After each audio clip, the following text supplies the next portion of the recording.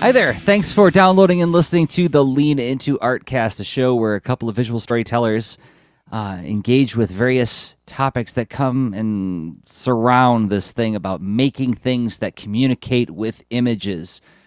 We think hard about visual storytelling, so you will too. My name is Jerzy Drozd. I'm a cartoonist and teaching artist. And the other host is... Hey, I'm Rob Stenzinger, a game designer and user experience designer. How's it going, user Jerzy? Experience designer. I think we know what a user... Most people know what a user experience let's designer see. Let's lay some context. Okay, so user experience as a field of design is a bit of it's a mix of like systemic thinking, interactive design, research, anthropology, what have you, and different places where you provide, like you could have a title that, I mean, like with any role, like it could in different venues have vastly different interpretations, right?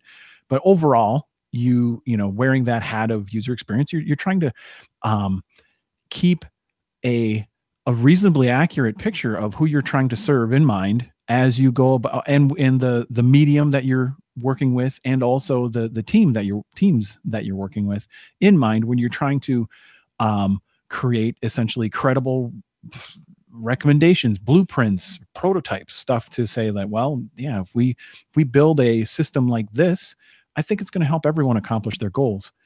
So it's that's my flavor. I think of it as a holistic design discipline that reaches in a bunch of directions. I heard the word research in there. Oh, you totally did.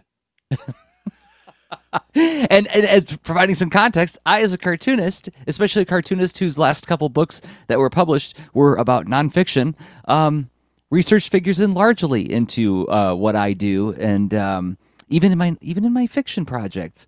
I'm working on a book right now with a comic with Dan Mishkin, and I need to do a whole bunch of architectural research because I have to design a school for a private school for young girls that is based on Hellenistic Greek architecture. So, and then even when I'm designing characters, I mean, I'm doing a lot of prototyping and research in terms of going to Pinterest and checking out different kinds of, like, what are the cool hairstyles right now? What are kids wearing right now? Trying out a lot of different looks. What does it mean if I dress that character up like this versus if I dress the character up like that? So that's our topic this week, is how do you know what to learn, what you need to learn to make the thing, and when is enough when making a thing? Did I frame it up, or is there any extra context you want to layer on that before I hit the button? I think that's great framing. I mean, if someone's like brand new to how we explore topics, this will not be like the bullet point listicle of you will not believe how little or how much research it takes to do your best story and find whatever. It's going to be like unboxing our own experience related to doing research to serve our creative projects. And also then, like we do, we also split this in a couple of chunks. The show is like on the ground, and then we go more into the theory angle of, like, the whys behind this stuff. And so the idea is, if you ever looked up a tutorial on YouTube, the ones that I personally like are the ones where they show you how to do it first, then they explain why they do it that way afterwards, rather than give me a whole bunch of preamble about like what the theory behind this particular technique is.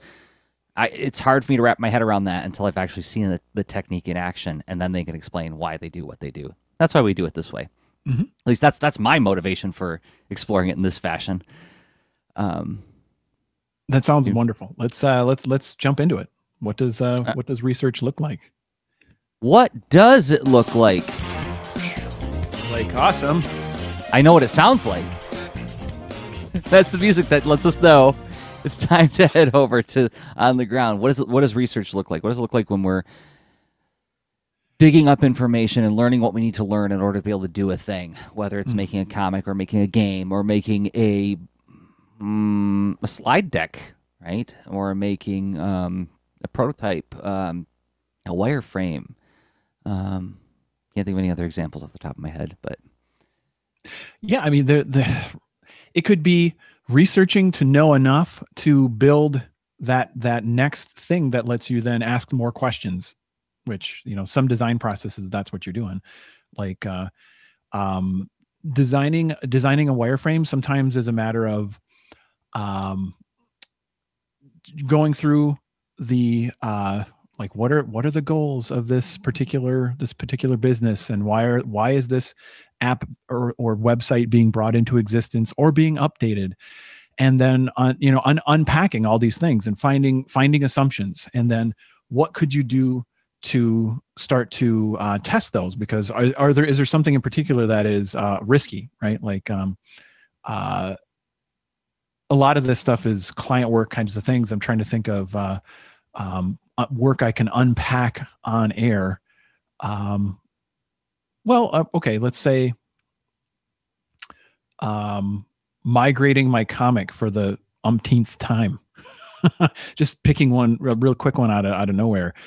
So the current, if you go to artgeekzoo.com, that is most of the comics I've ever made, and it's like the third, fourth, fifth incarnation of some sort of web presence to present these different works. And I really had a desire to, well, make it more like an experience that is like one of the fancy comic readers, right? So you're looking at comics with an X. What's that one? Comixology, something like that. But have it not be in an app, and also trying to serve users of with that kind of interest, instead of someone who's like, oh, I want to follow this in blog form and have it all be each page be stretched out between blog posts and other updates and things, right? So that was my so who I was trying to serve, and my intent for it, to also in a way, because I knew I wanted to build a mechanism for that too, just for the fun of it, because I thought it would be. So I had a bunch of things to research in there. It's like, well, I ended up building Comicaster.js. It's kind of out of date. I don't know if I would recommend anyone run out and giving it a try. But like some things go in tech, it moves along. I think it's not broken, but it's got a lot of rough edges. So anyway, I had to research like what tech would, or what would it take to build the thing that would display the comics. How would I port the content? Let me think about how do I notice if it's working for people, all that kind of stuff. So these were a lot of questions that I there's a lot. There's a lot in there. I want to start with. I want to start with. I heard in there. You're deciding what tools and what methods you need in order to do a thing, in order to achieve this thing. How is that where you start? Does it start with, I want to use this really cool tool in an interesting way? For me, it's usually most of my stuff is comics. Or even when I'm doing like a lesson plan for a class or a slide deck for a talk, there's an agenda of, I'm going to do something for this person or this audience, right? I'm going to make a comic about this. Then the next question becomes, what tools am I going to use? What shape is it going to take? And that begins the research process as well.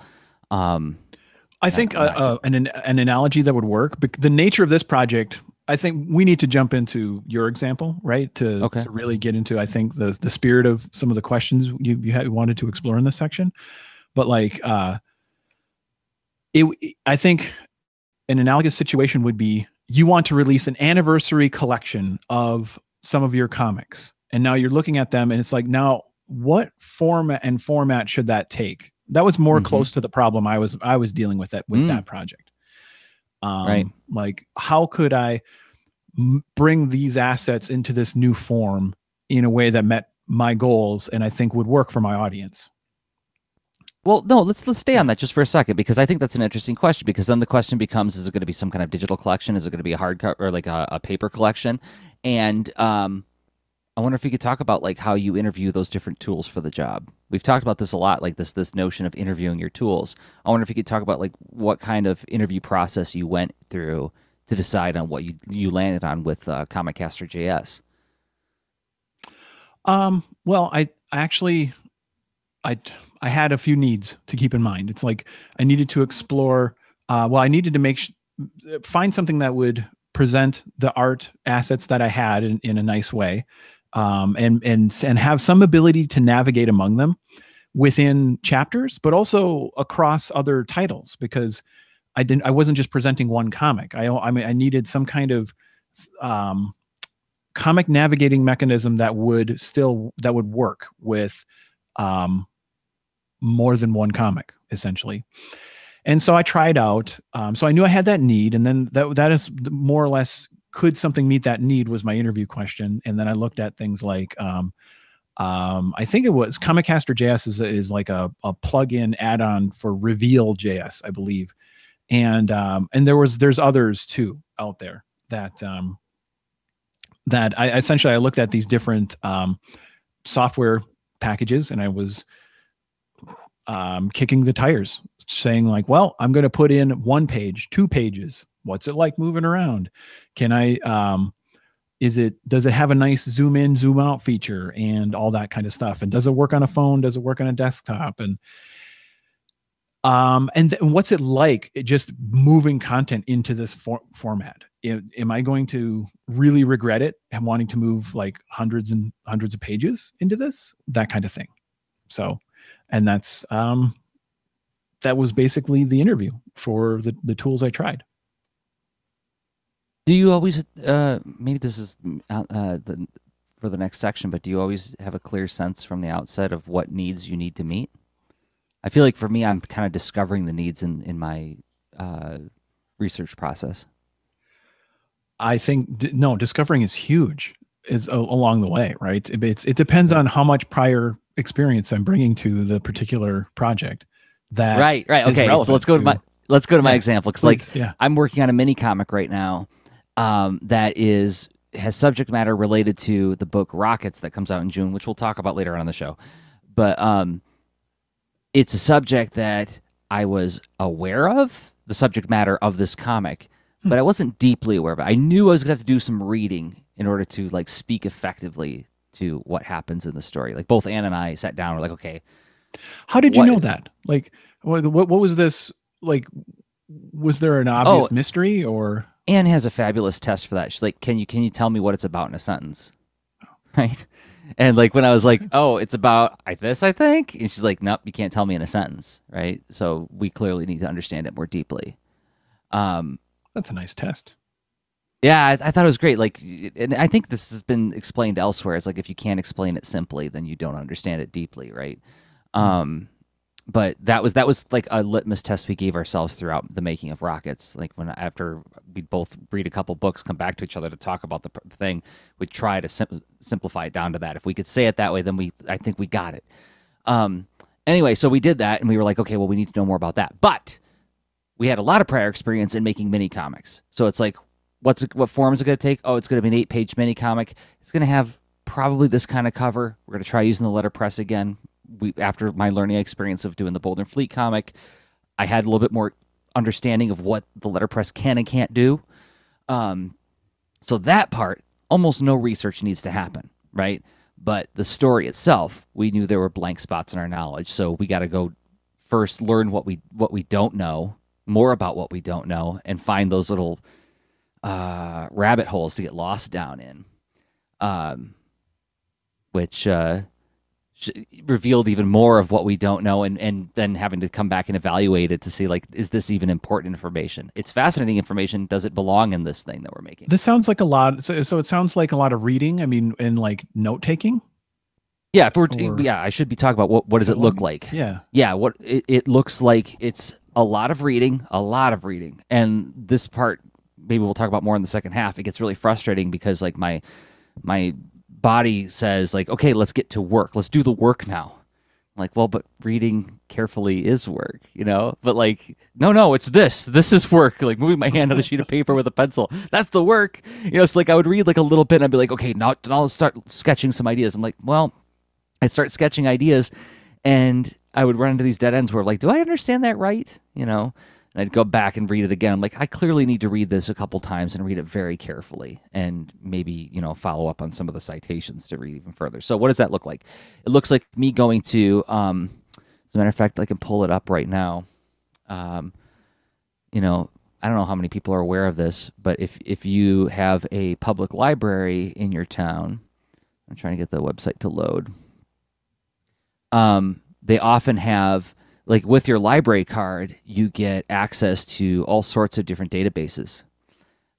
So like I'm on the Ann Arbor District Library's website right now. And it's like I can get into like magazine articles, newspapers, photo and image archives, like Ann Arbor old news, like going back like 100 years into our newspaper archives.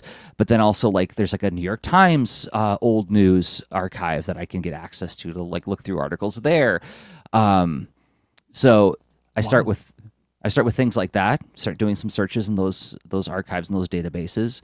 I go to the University of Michigan because even though I can't check out books, I can still use their library. And I'll look through. You know, I go spend an afternoon there at the library looking up books about the subject and seeing what kinds of new discoveries I can make, and just sitting and doing some quiet reading time. Looking at online articles, but then also making sure that these. I'm looking at the citations in the articles so that I can, you know, see how authoritative this information is. And also when you're reading an article about something, sometimes people summarize things in phrasings that maybe to suggest to a certain ear something different than what was intended. Let me see if I can try to explain what I mean. It sounds like you have an editorial eye as you're examining. Yeah, you do. So, a good example is in Rockets. There was a story about Frank Molina and his group of scientists that was called the Suicide Squad at what became the Jet Propulsion Laboratory in the early days. And I found all these articles about the reason they were called the Suicide Squad is because they exploded their lab by testing a rocket motor indoors, you know, and like they blew up the lab and like they almost got killed and they all came running out and they're all covered in black soot and everything. And then everybody was like, oh, you're the Suicide Squad. And then they had to move all their experiments out to the Arroyo Desert. And there's like a famous picture of them all sitting around with sandbags around this rocket on a stand. And I read all these different accounts where it's like, well, some said that he was lighting off a rocket. Others said that it was just a chemical reaction. Nobody had there were a lot of conflicting stories on this. And finally I found, well, Anne did, Anne's the master researcher. She found this book where there were essays by Frank Molina himself. And then he explains what happened. Okay, now we have the definitive story that we can use to, you know, put in this book because we got it right from the horse's mouth, right? Things like that. Like people will phrase things in ways where it's like, okay, yeah, you said that it was a chemical reaction, but it was a chemical reaction due to a rocket motor using this kind of fuel suspended on this kind of pendulum that Frank Molina explained. Do you see what I'm saying? Mm-hmm. Imprecise language can lead you to misunderstand what you're reading sometimes. So like I like to look at lots and lots of sources that way. This is probably stuff that you learn in college, right? But it's stuff that I'm not in like daily practice on, but probably should be, right? We probably should be doing this with all of the information that comes into our minds, right? Is like check the sources and like see if we can back it up with a couple other ones. And then the other part that looks like is having Evernote open and saving everything I can into Evernote and like doing that thing where you scan pages. Like if I find a page with a really good passage that I want to use for information for the thing, use the camera on my phone, save that into Evernote too. So then, let's see. You mentioned something in passing about that might be a little bit of how this looks like too when you're doing research. It's like drawings that you couldn't complete or you didn't feel confident in completing. Do you have like a sort of a research sketchbook that you're working along here, or just pages that you kind of slide in or well, no, I mean scan like with your phone? Oh, I see what you're saying. The yeah, I most of that stuff happens on. Let's see if I've got something here. I don't really have something recent, but a lot of that kind of like little tiny noodling happens on these little tiny sticky notes, right? Oh. These itty bitty ones. They're like half the size of a traditional sticky note, Mhm. and they'll just get dropped in the margins of the book that I'm reading, and they become like this like throwaway little doodle of like an idea that occurred to me as I was reading this, or like a visualization of what I'm reading. So like another example is John Paul Stapp, who is this guy who tested rockets on a sled in the desert to test G forces on people, and mostly on himself. He used himself as a test subject. And there's this moment in the reading where he talks about him decelerating so fast because like there were these brakes on it. They would like get him going like Mach 1 or whatever, and then like stop him in like 2 seconds just to see what that deceleration would do to a person. And like a filling flew out. He lost a filling from the impact. And so I quickly sketched out this idea of him like saying like, I think I just lost a filling, you know, which is in the book, you know, it's like this little tiny doodle that I thought was funny as I was reading that kind of thing. But what I mean is when I'm sketching something and I realize that I need to know more, it'll be something like, what kind of room were they in, right? What does that laboratory look like? What did the launch pad look like? Or what does this person look like, this historical figure look like, that kind of thing. I'll start doodling, and I think I have an idea of where I'm going to go with it, and I'll be like, oh, wait, I don't even know what this guy looks like. Let me look that up, too. When I found out about the Suicide Squad and like that accident that happened on the campus of, what was it, the Guggenheim, oh, I forget, it's Galsit. I know the acronym, but I don't remember the full name of the school. But anyway, what did that room look like? What did that laboratory look like, right? Like I can sketch out the scene, but I need to know more details. That kind of thing, right? Very specific stuff reveals holes in my knowledge. Story of 2 Russian tortoises sent up to orbit the moon. Why tortoises? Right? That's a natural question. That's a question we should be asking when we're doing our research. Is like when you come across something that's interesting, the next question is, why that? And why not this?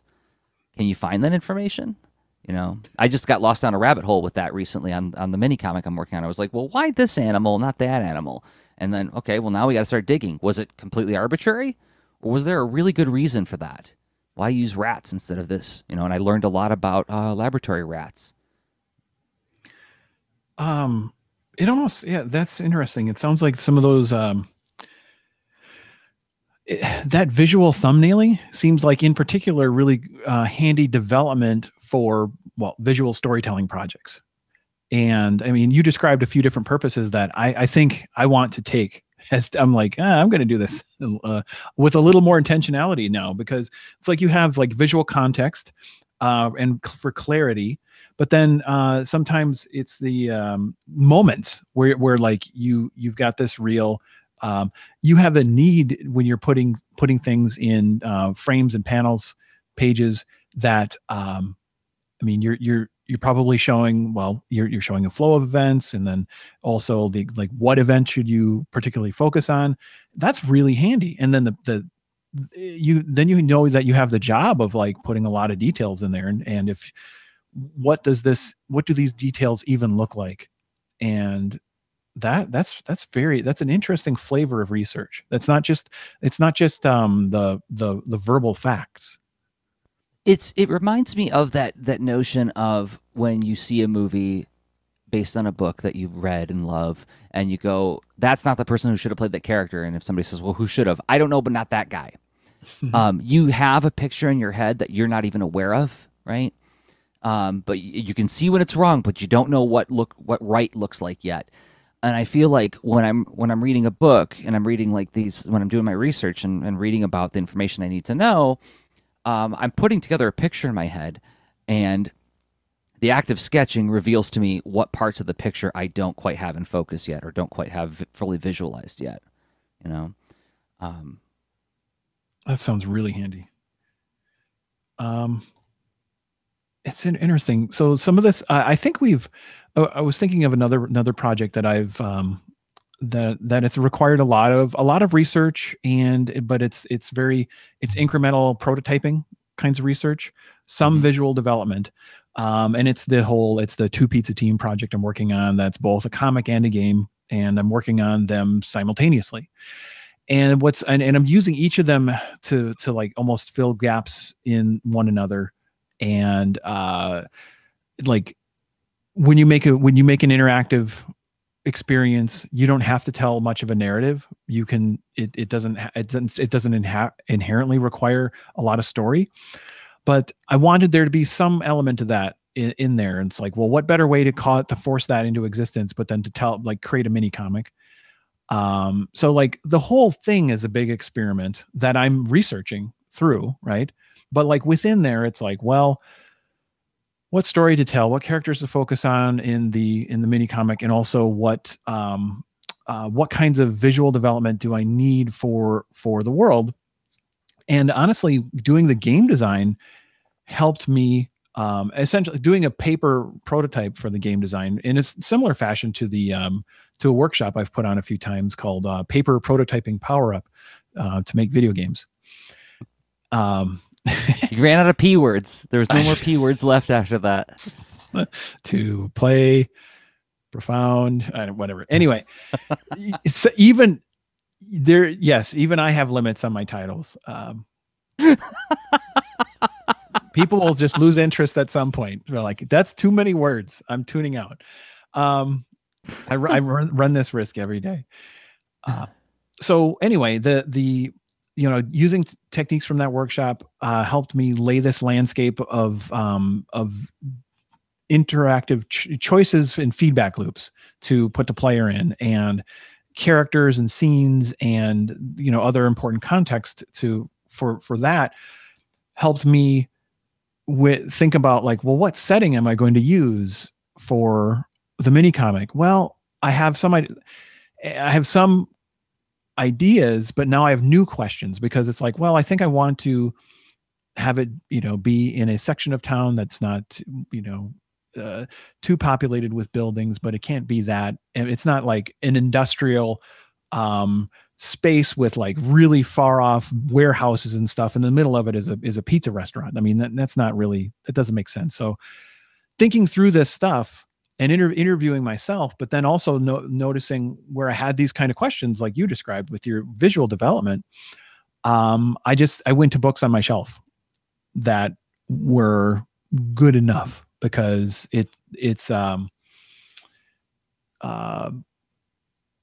I wasn't worried about, recreating a particular specific city and time. I was drawing from, honestly, a little bit of where I live and have grown up in, right? And then with getting more specificity based on like some like an architecture book off my shelf. Anyway, not all research has to be as robust, honestly. Where I had some questions and I thought I need to put something here, and just finding a something was good to move on. And Sure. Yeah. And in the past, I've used Pinterest for that kind of thing, where it's like, I'll have a board of color schemes I really dig, or architecture that I really like. Some kind of like different visual collections of like, okay, this thing grabs me. I don't know what the heck it's for yet, but I'm going to collect it, and it'll just be in this bin of stuff that I can like go back to when I'm like hurting for an idea. Yeah, that's a whole nother kind of research. Is like having collections and sort of pin boards to give you inspiration, just to like look at everything with your eyes squinted a little bit, or how can I give it like there's a comic I did back in like 2007. Oh my God, 11 years ago. Worked on it with a friend of mine. It was called Equalizers of the Divide. Mm-hmm. And we had to design this fantasy town, in this sort of Wild West / Dungeons and Dragons world.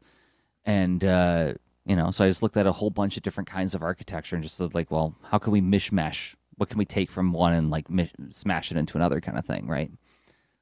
Rather than making it up whole cloth. And you're doing interesting design work. You're hunting and gathering, collecting ideas, but then doing a bit of almost like a scrapbooking style, piecing things together. And that, I mean, filling in that space, and then like you're putting it through a filter. You could keep asking yourself questions to like justify every small aspect of these choices, but like I think it really, maybe this is something we'll end up getting to more in the next half, but like how much is enough, and how much is enough, and how do you sit down and commit to the hunting and gathering? Because I think that's the part that I have the most friction with. Like I go through this every darn time, is that I have to almost like force myself, like really grip the chair to sit down and actually do the reading that's necessary in order to fully understand the thing. And after that initial resistance, I find out I'm really enjoying it. I get like hooked on that notion of like, oh, I'm in this like this stream of learning things, and it's really cool. But like there's this initial hiccup at the start that stops me. But then once I'm in the stream, then it's like, okay, well, how do I know when I have enough, right? Because I could keep doing this for indefinitely, just keep reading and reading and reading. Because like I came across something about like lab rats were used a lot in it was studying a certain part, the vestibular nerve in the brain. They were sending rats up in rockets because the vestibular nerve has something to do with the way we balance ourselves, and it reacts to gravity. So what better way to test our orientation, or what to expect from orienting yourself in outer space, than put rats in 0G and see how their vestibular nerve reacts to this. I'm like, well, crap, now I got to be an expert on vestibular nerves.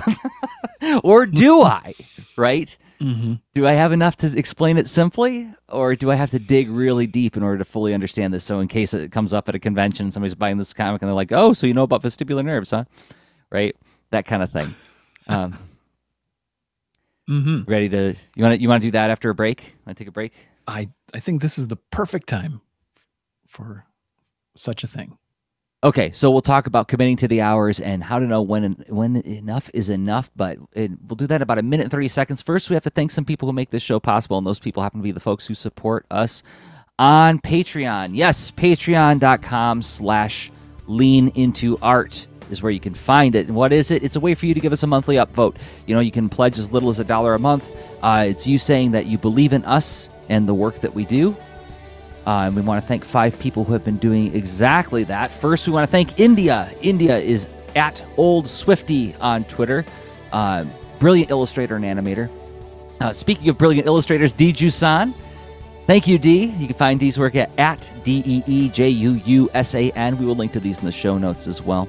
She does a great comic called Gray Is. Mike White, another cartoonist who supports us. You can find Mike White stuff at FE Follies on Instagram.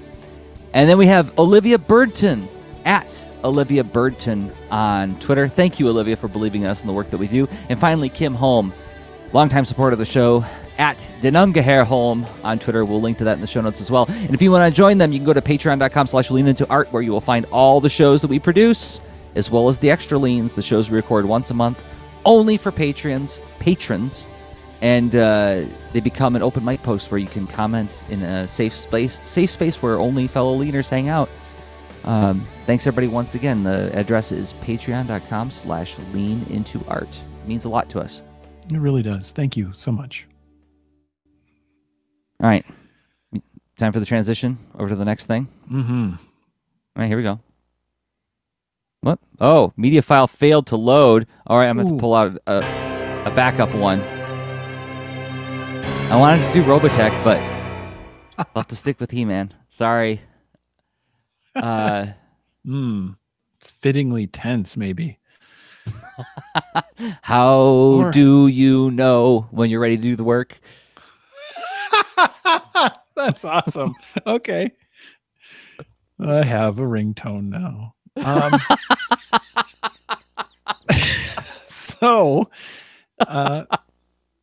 Right. This is a hybrid question of, okay, so how do you, there's the, I guess, being ready to do the work. And it's like, how do you answer to yourself, like, when is it enough research?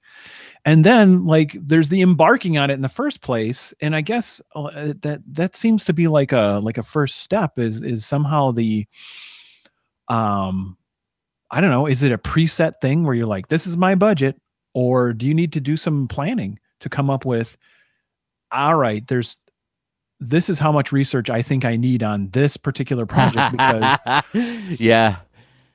yeah. So after my experience on working on rockets with Anne, and shame on me because like I forgot that she and I did so much research together that like more than half the work was done by her. So when like there was a lot of stuff that just sort of fell into my lap, like this is good, read this. You know, it's like she went through and sifted through all this stuff, came back with like the gold in the pan, was like, read this. I'm like, yeah, this is good. We should use this. You know, so I sat down with my ETP, my immersion task planner, and planning out my day. I'm like, an hour. It's an 8-page mini comic. An hour. I can look up what I need to know, get the pertinent data. I mean, really, how much can you cover in an 8-page mini comic? It'll take me an hour. It took way more than an hour. You know, I budgeted, but there were two kinds of rabbit holes that I noticed that happen when I do work like this. Is like asking those why questions, like when I was talking before the break, the vestibular nerve thing. It was like, okay, well, now I know why they sent these kinds of rats. Now do I have to dig deeper into that?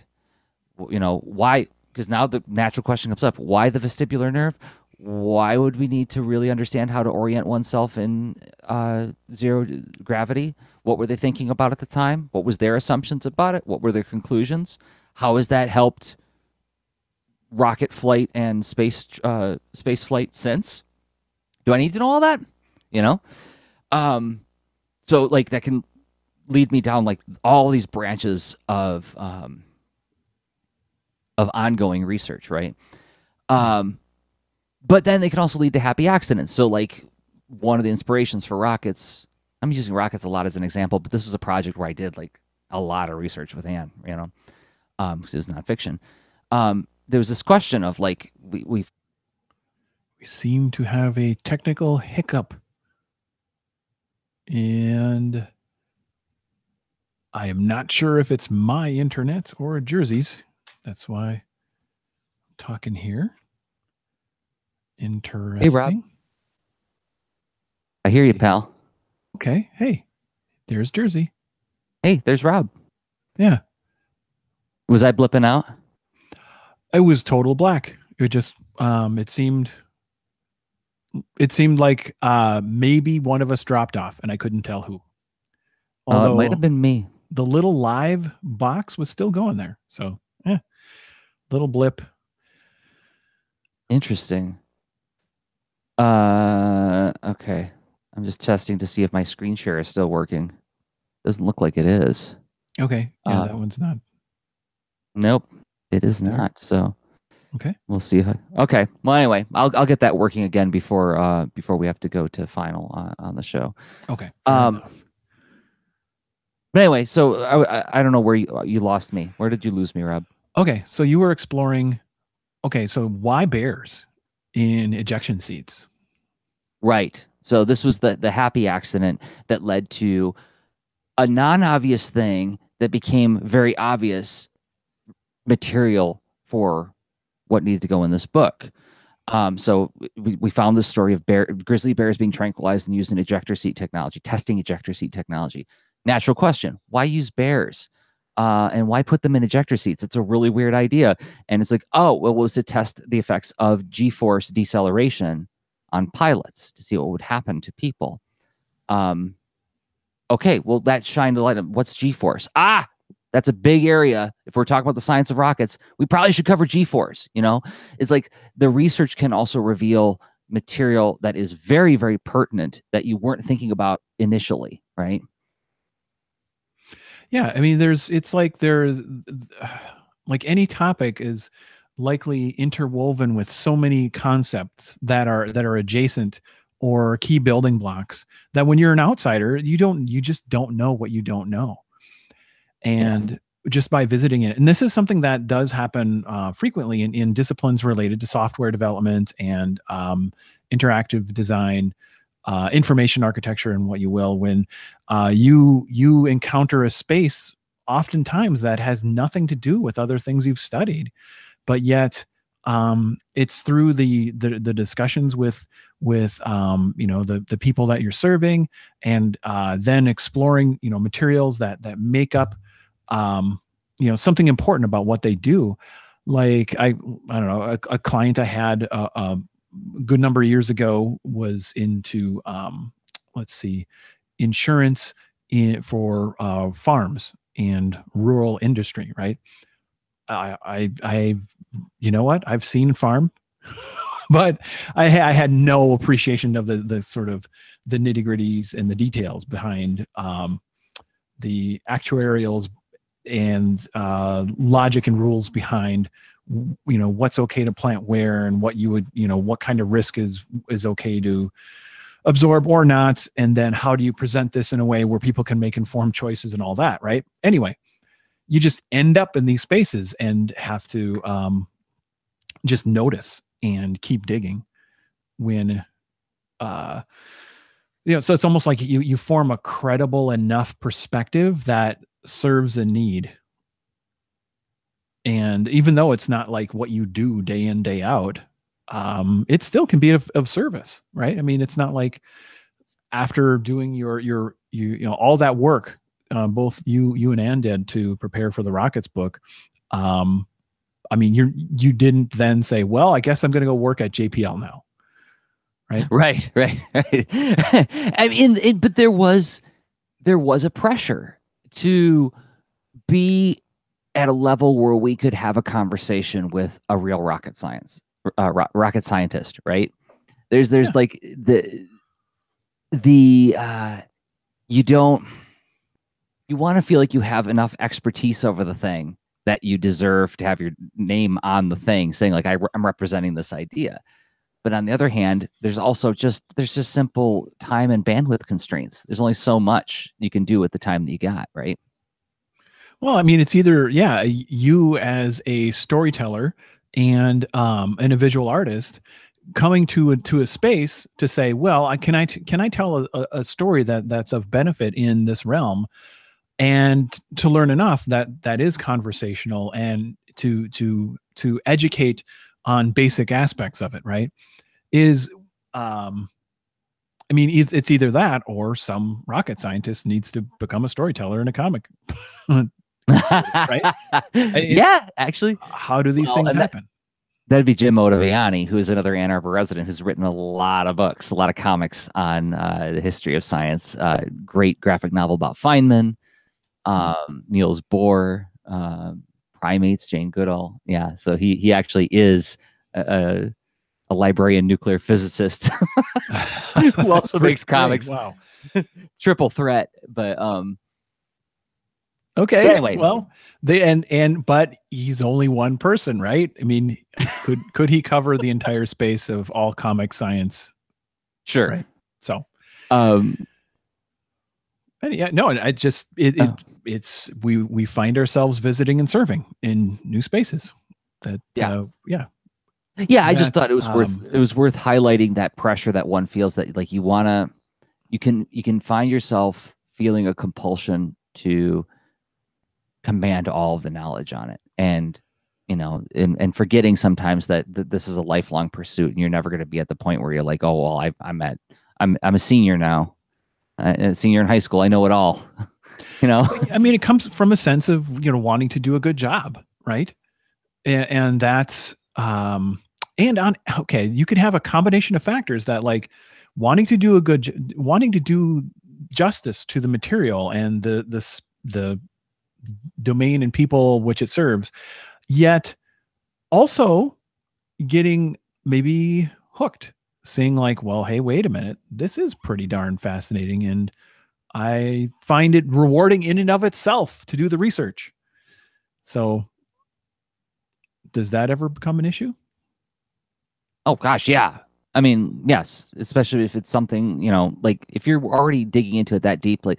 Troy, Shadow Wingtronics, is in the chat, and he's saying that he's going through this with his Santa lore for his Christmas superhero comic. Also to have to pick and choose what versions I use for my world while getting even real world facts right to build my world, right? Like I can see even that, like I could get lost in that too, right? Mythology, folklore, mapping it onto historical developments, like where did this idea come from and why? It can become endlessly fascinating, right? Can get super hooked. Shadowwing's asking, but how do you handle the conflicting data in your research where different sources don't agree on the topic in question? Well, we kind of talked about that a little bit earlier with that example about Frank Molina. Yeah, I was having a devil of a time tracking down what was the true story of how the Suicide Squad got their name. Suicide Squad, not the DC Comics thing, but the group of scientists at the Jet Propulsion Laboratory who founded it.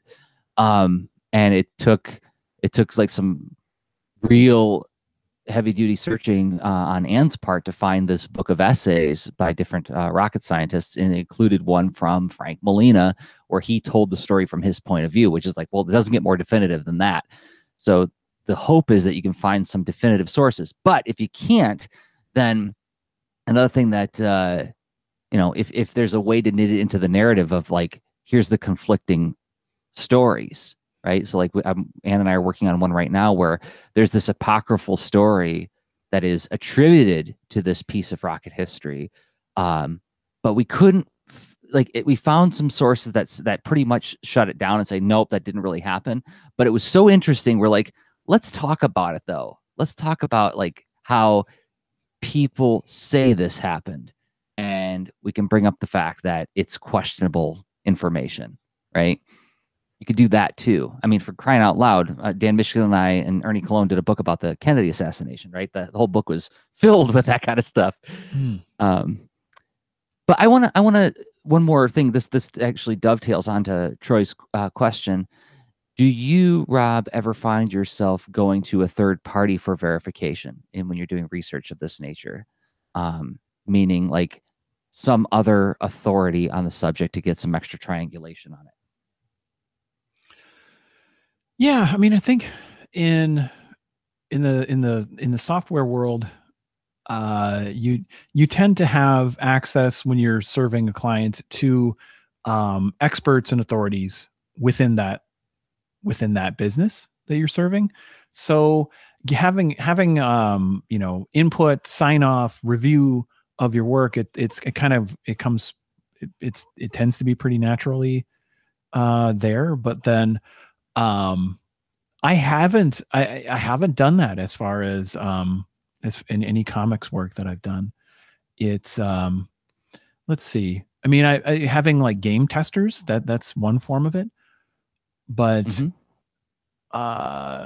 then from the market, actually, I mean, like, so one thing that comes to mind is how Guitar Fretter found a niche audience with guitar instructors, right? And I thought, well, oh, that's a signal that it has shown that it provides a useful benefit for the teaching experience for someone who's on the front lines actually doing that as one of their jobs, right? So right, yeah. Anyway, so but not like as a gateway ahead of time, right? But that's a low risk project that I owned completely, right? Whereas in a situation where if I was doing something for a client, I think it makes a lot of sense to find an expert. Which, I mean, I'm pretty sure you've done this, right? With rockets. So like, yeah, we did this with rockets, and like it got me thinking, like, I want to do this more. I want to do this with a lot of projects in the future. So we sought out, and actually, this is Ann again. She tracked down a local professor of physics, because that was the area where we felt like we were having the hardest time wrapping our brain around what we were trying to do with the book, right? Like if you're talking about how rockets work and rocket propulsion works, you have to address like Newton's laws of motion. When you're explaining G-forces or G-force and how it relates to gravity, but is distinct from gravity, we were having a hard time putting into words our understanding. We couldn't do the simple sentence, you know? So Anne found this professor who was amenable to sitting down and talking with us and, you know, reviewing our materials and pointing out like any flaws or inconsistencies or any places where it was muddy. And then when we had the meetings with them, we said multiple times, like, we want this, like, we know you teach physics, so we want to know what are the things that you use high school level. So we're like, what's one thing you wish, or I'm sorry, I keep backing up. Our book is for middle schoolers, but we're talking to a high school teacher. So we asked, what's the one thing, or what's like three things you wish kids came to your class already understanding deeply, right? How can we make this book an asset to you? How can we make this book, even though you're not going to be using this book in your classroom, how can we make this book an assistant so that kids come to class already getting these core concepts? And he gave us his list, I mean, this is the kind of research you do with software design and with user experience, right? I mean, you're talking with people and having them interact with the thing, and you're also learning about what their expectations and needs are, right?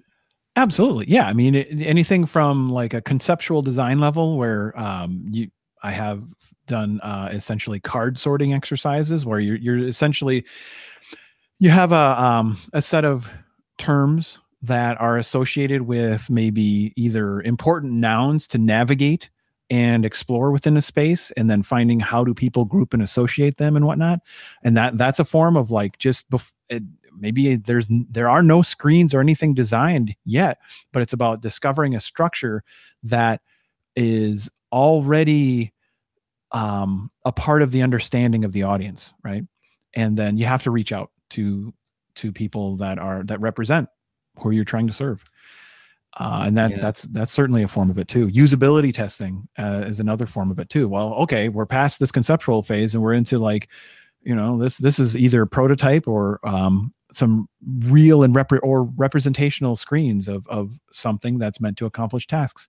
How does it perform? Let's get people, let's get it in front of people and get observational evidence, like how it performs. So what's funny is like you can have performance for that, but what you're describing is it's not necessarily the performance stuff. It's like expert review, and that's handy too as well. It's but not that comes into software and whatnot too.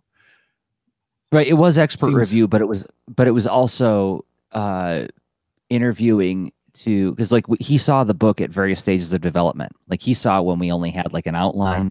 He saw when we only had the first two chapters thumbnailed, and he got to see the book as it developed. So he had an influence on how it developed because we were having these interviews with him. So when he saw the outline and saw like maybe like the first chapter thumbnail, I was like, okay, this is what it's potentially is going to look like. Here's what we got so far.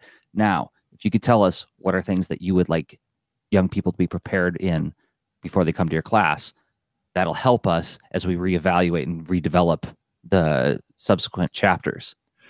Well, I mean, so yeah, you're incorporating that his needs and expertise and knowledge, right? Where that's like a very much that's a good example of co-creation, where you're working with your audience to discover what a thing needs to be.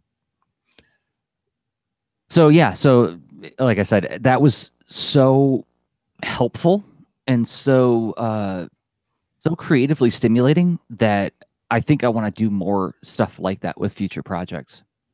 Reach out to people who are experts in the field of some aspect of the audience that I'm trying to speak to and get their input on it. At an early stage and as in the development of the thing. Another kind of research that we've talked about on the show that I've done, this is like more of like public testing, is you saw this I posted on Instagram a while back, Rob, right? Oh yes. So this is for a character design that I was working on, and I'm going to share this with the writer. This is the thing I'm working on with Dan Michigan. I'm going to share this with him and get his take on it. But then I thought, well, I've got this. Why don't I put this on the internet and see what people say? What's the harm that's done by sharing that, right? And I got a lot of good feedback on it. Mm-hmm. Like not good feedback in the sense of well drawn, Jerzy, but more like people gave me their answer and why. And what I should explain for the people who are listening in audio, I've got an image of 5 different hairstyles for a character. Yeah, and what you created, it's a visual poll, right? Yeah. So you're doing survey type research, and And I didn't even do like a very clear call to action. Like the line was just like, what's it gonna be? And I was like, very passively asking people to participate in this thing, you know. And framing your questions is a really handy thing to consider when like how you can really lead someone down a path based on how you ask them questions. You can say, you can do the classic, like, oh, I didn't have a lot of time when I did, like, you can do the artist stuff where you're disclaiming your work as you're showing it to someone, and you can influence them that way. You could, it's like, so like how you're presenting it, you could ask, Yep. Sorry. special bonus music.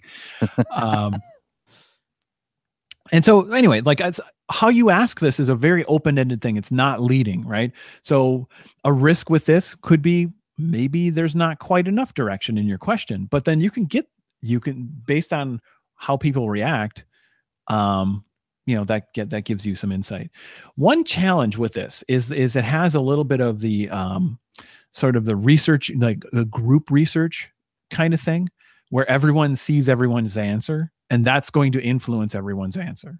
And oh yeah, that's the challenge with this, where it's not like, oh, Jerzy sent a survey to this special list and everyone just submits their answer, and maybe they see people's answers after they submitted. That can work, but inherently this mechanism is it could influence what people say. Once people see, what's popular, and I want to fit in with what's popular, or I want to counter what's popular, and they're interacting with the group dynamic, not the actual question at hand. People in the chat are voting on the different hairstyles. Val Darko voted for number 1. Okay, noted. Thank you. Do you want to do final thought? I do. I think we talked a bit about how do you know when you're ready to get the work. I mean, did we answer that? Well, I feel like, how do you know when we've researched enough? I feel like that's like the closing aspect on this, right? Perfect. Yeah, we talked about like learning finding the holes in what you need to know, finding the good rabbit holes, the not so helpful rabbit holes. But how do you know when you're done researching and you can sit down and start working? How about that? So we'll talk about that in about 1 minute and 30 seconds. And before we do, I take a break and thank some more people who make the show possible. Those people happen to be us.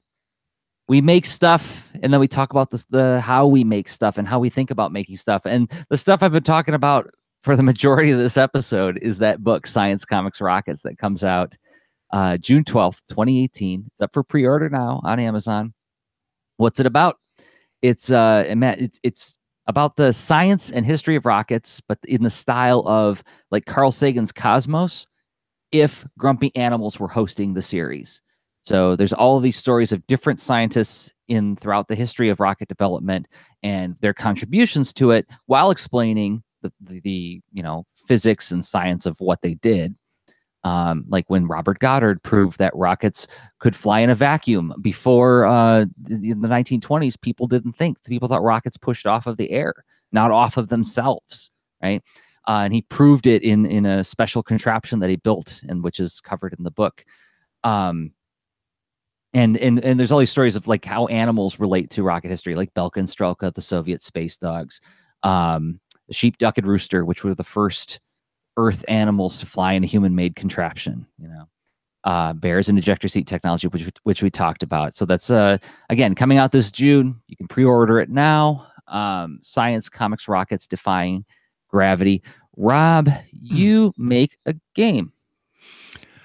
I do, and I just got to say, I have pre-ordered this book. I cannot wait, and I've actually, I saw that work in progress, that rough end. It's amazing. It's so awesome. I'm so excited to see that thing come out into the world. And I don't know, like, are the animals grumpy, or are they just kind of like, they just have a lot of personality and they're super cute? I don't know. That's what I was thinking. But, well, Todd the Grizzly Bear gets pretty ticked off when he sees the bears being launched out of ejector seats. And you could say, Rob, you're thanked in the book. Indignation, Yeah, well, true. But you're thanked in the book as a beta reader. So yes, Rob got to read the book ahead of time. He helped out a lot with helping us tweak the script and punch it up just the right way. But I tell you what, I'm going to go ahead No way. Say it and I'm going to play this panda while you talk about it. Well, so cool. How about Thanks that? for doing that. So yeah, this so Jerzy is playing a game that I made and actually co-designed with my wife. And the game is called This Panda Needs You.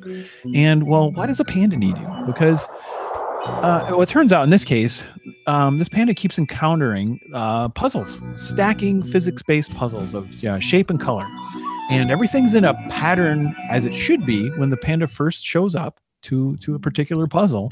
But then along comes a cloud, knocks everything down. It goes all over the place, and it's up to you to put it back to the way it should be.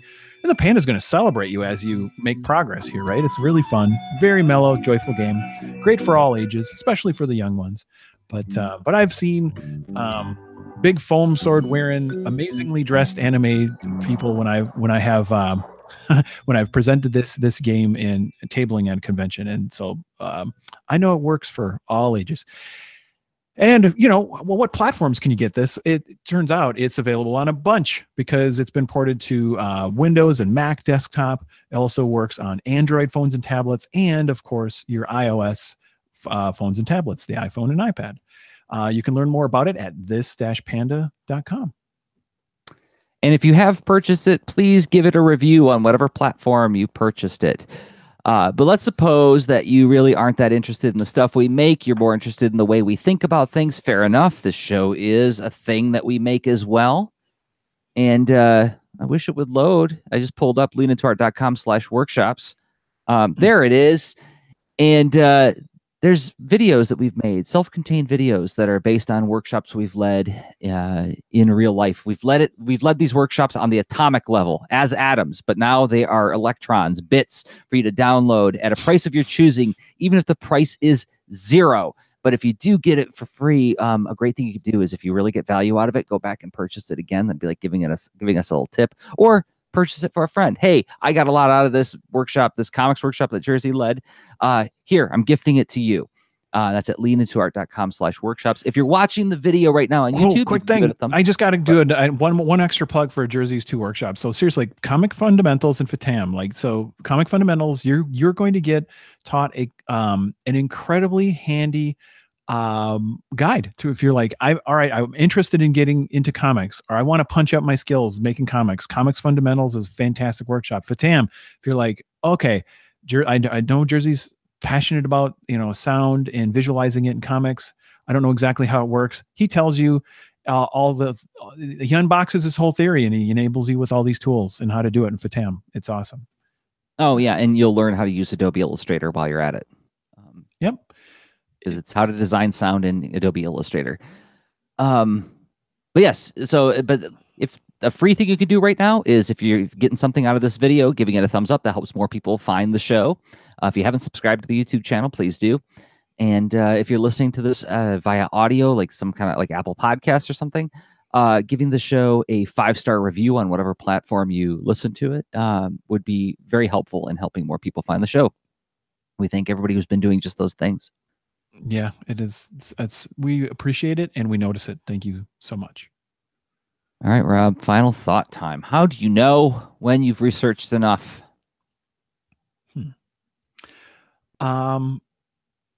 Okay, let's see. When you define what you're trying to research, do you have essentially like a running list of questions? Sometimes that's often when I create a research protocol to create a credible design for something. That's typically what I do, is I think of the questions. They could come from a variety of sources, right? Interviewing a client. They could come from design, like running a design workshop with people of a bunch of different disciplines that get together and help unbox and unpack and explore assumptions. And then from that, but it always ends up in like whatever feeds the ability to generate the questions. Questions come out, and it's like, that's what I find really handy. I mean, what do you do, like, to say, like, what boxes are you checking? when you're like, yeah, I'm making progress here. Well, I noticed that. So I described earlier when I do I'll do some visual development of like, okay, I'm going to sketch out this scene and like, oh wait, I don't know what this laboratory looks like. I gotta go back and like see if I can figure that out. Um, or I don't know what the landscape looks like in that particular town. I should go figure that out. Um, I noticed that the research portions gets tinier and tinier and tinier. They become very much incrementally smaller and smaller as I'm checking off the questions I bump into. I don't necessarily have a list like you do. I'm sort of finding the questions as I develop.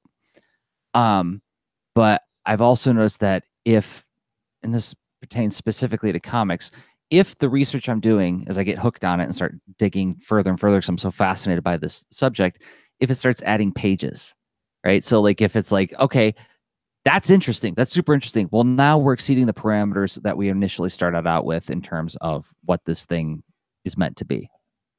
Right. How interesting. Because yeah, there's a direct relation to that in software. If you're changing the scope of a project where now it will require additional effort or resources or maybe other things too that aren't planned or budgeted for.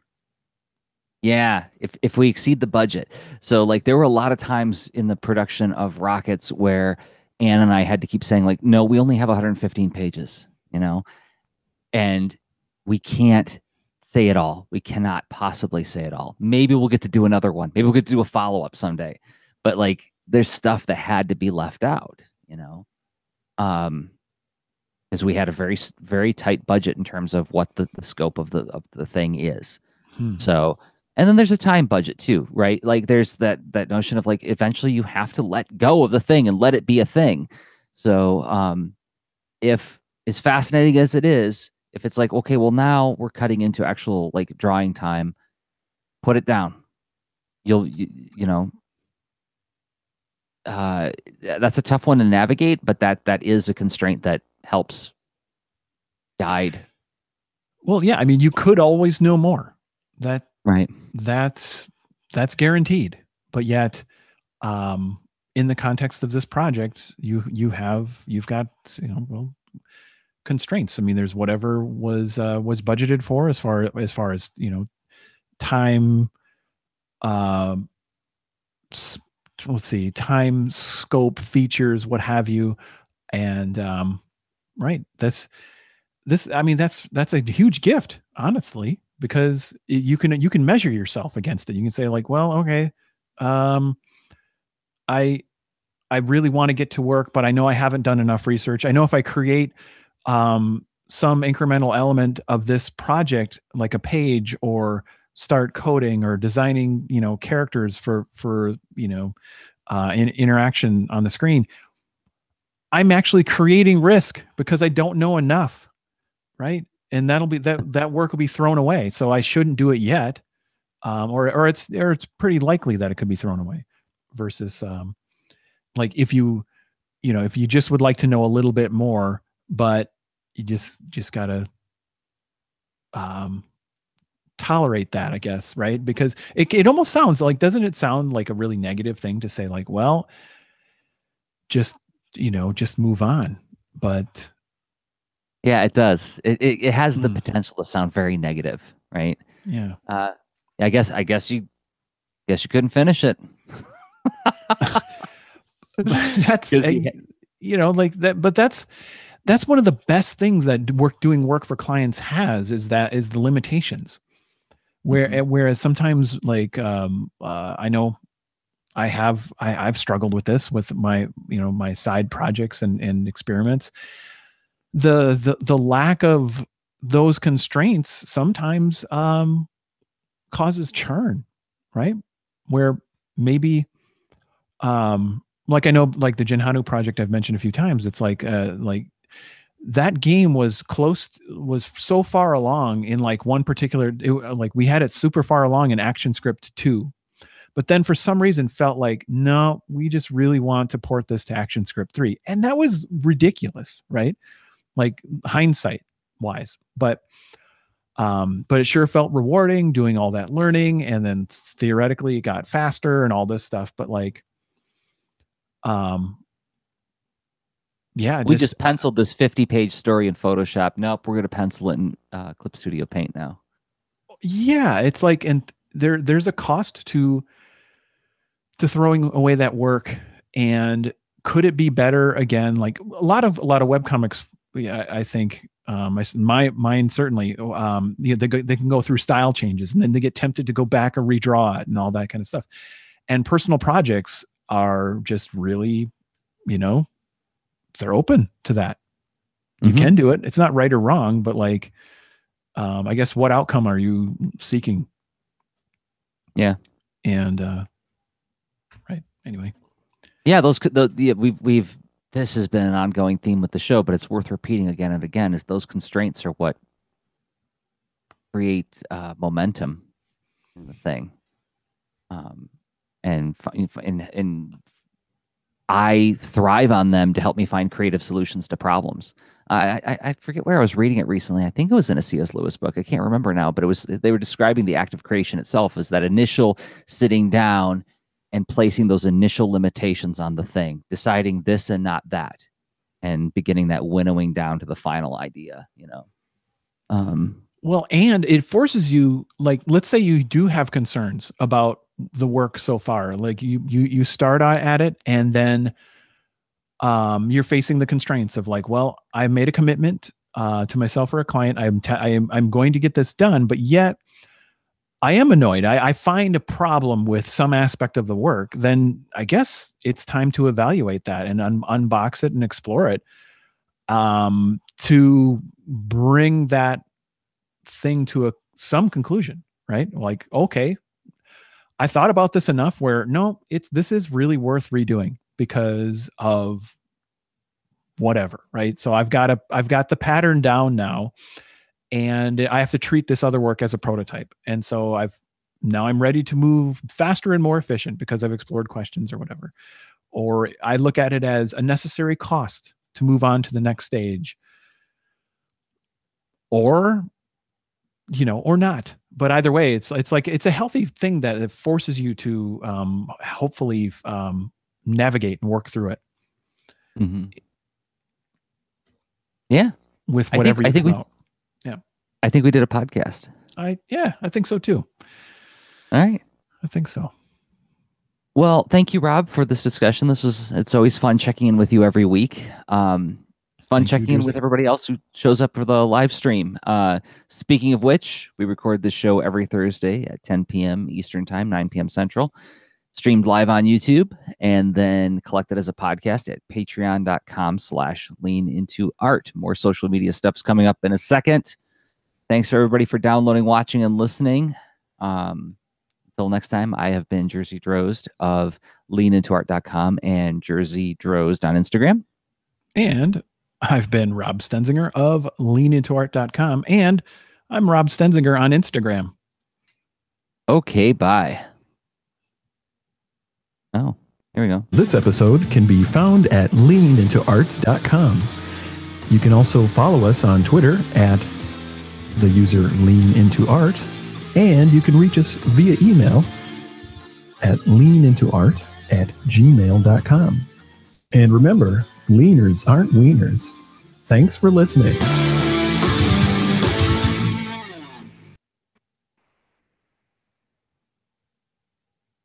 All right, I'm going to shut off the stream. Thanks, everybody, for hanging out with us. Yay, thanks.